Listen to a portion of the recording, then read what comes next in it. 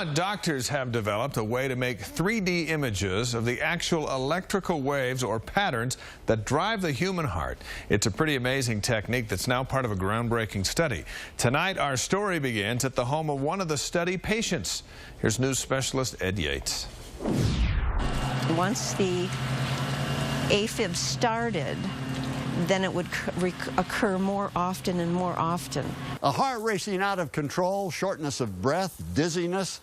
For Barbara Eiler, those symptoms plus the fear of what might happen within the next 5 minutes have disappeared. She is one of several patients with what doctors consider the toughest of tough cases of atrial fibrillation, who in the past has not responded well to treatments. Cauterizations or ablations, as they're called, provided only temporary relief. But now? The fear is gone. The medications are gone.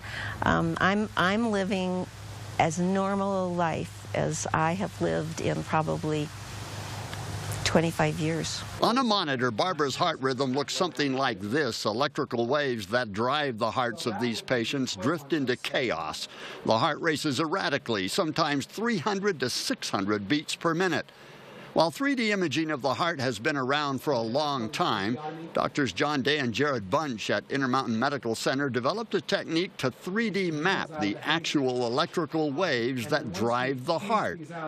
These almost eerie, shadow-like moving color patterns are those waves. What's different about this is allowing us to actually see the source, and that is what is new, is to be able to see those chaotic electrical wave fronts. He said we were able to identify areas in the heart that we had never seen before. We had never looked at them before for any misfiring. No longer is it more of a shotgun approach, treating certain areas and hoping that it works. Instead of searching for a needle in a haystack, Dr. Day moves the ablation instrument to precise locations, cauterizing, shown in red here, the actual sources causing the misfire.